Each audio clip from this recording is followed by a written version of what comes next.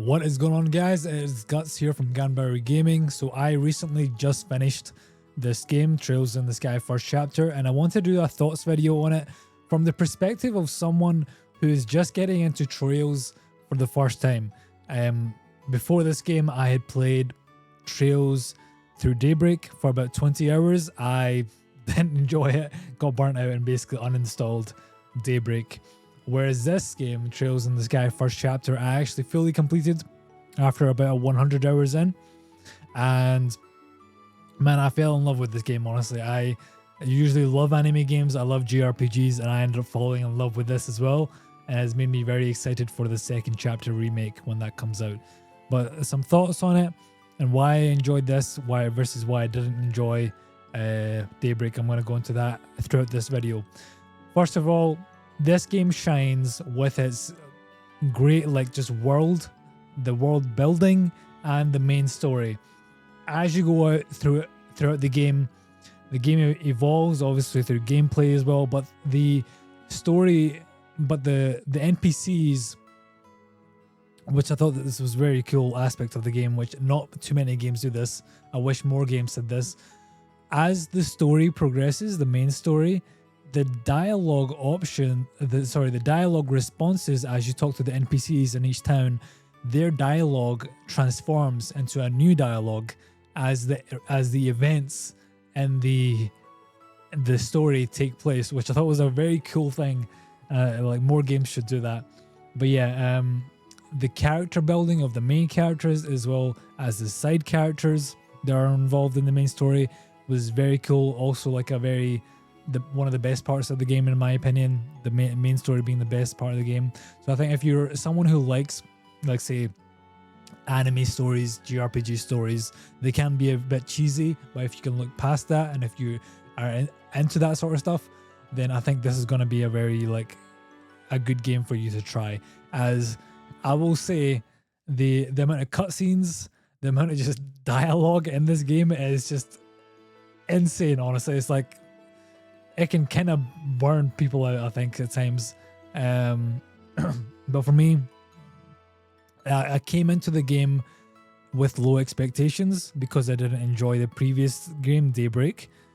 I came into this with low expectations. I didn't expect a shit ton of voice acting. I didn't expect the gameplay to be like, the next Final Fantasy or anything like that. But with those low expectations, this game blew those expectations out of the water and actually made me really enjoy it. So that takes me on to the next point, the voice acting.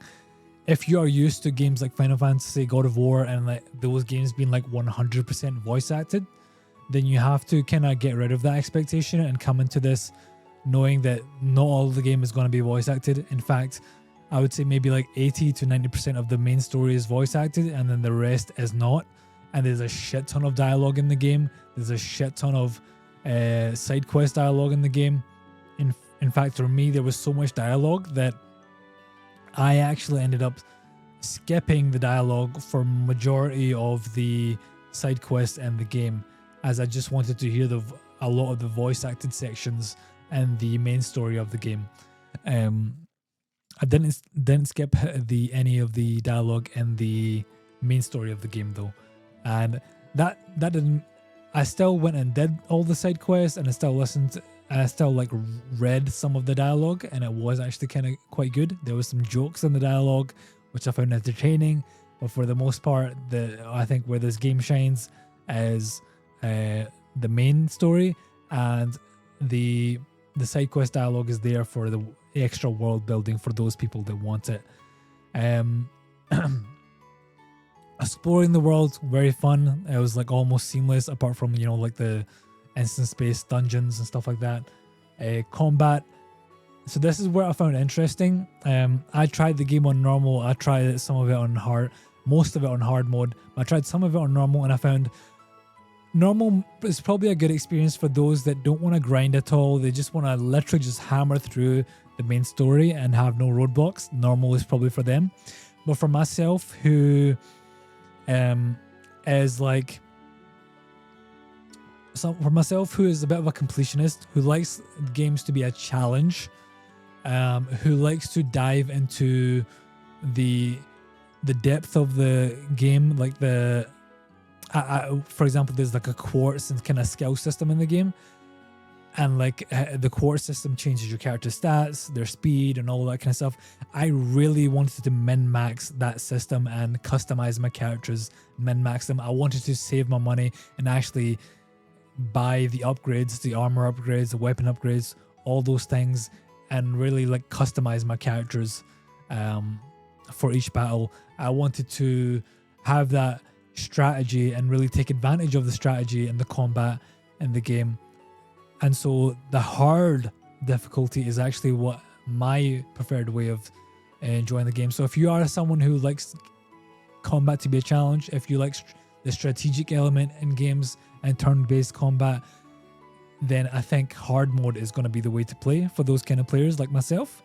But for the players that just want to hammer through the main story and don't want roadblocks, then, you know, if you're that kind of person, then normal mode I think is going to be for you. But main thing I would say why I enjoyed this game and why I didn't enjoy Daybreak is I think I went into the Daybreak with high expectations. I went to this game with low expectations. And also, one thing I realized is when I was starting the game, I had no other games on my list. I was just kind of chilling through it and enjoying it for what it is. Whereas when I got about 50% through the game, what's that game called? Ghost of Yote had came out. Ninja Gaiden had just came out.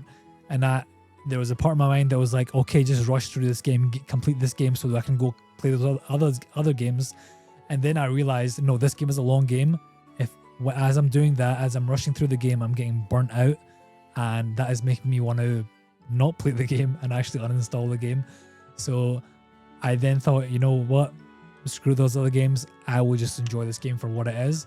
And that really made me enjoy this game so much more and get like really stay immersed in it and play the game at my own pace.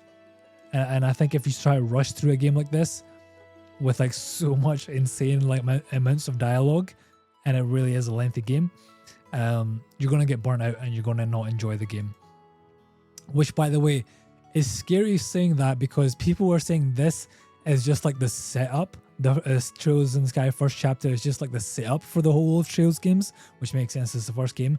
But then people are saying this is actually a shorter game and the second and third games are much longer than this, which is scary considering how much dialogue is actually in this game. But at the same time, I think if they voice act like maybe like 100% of the main story and maybe even some side quests and the upcoming games, then that it can be exciting from that perspective. So I think the Trails series definitely has a lot of potential. I will be checking out the second chapter. I will be trying out Daybreak again with different expectations and that might help me enjoy it more. But yeah, overall, I'm going to give this, we'll give it an 8.5 out of 10. Trying not to be biased as someone who enjoys anime games. We'll give it an 8.5 out of 10. I think if you're someone who enjoys story, if you're someone who enjoys like JRPGs, anime games, all that sort of stuff, then I think you're really going to enjoy this. I fell in love with the characters.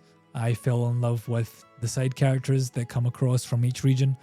I fell in love with the world, and that has got me excited for the next game. All right, that was my thoughts on this game, guys. Peace.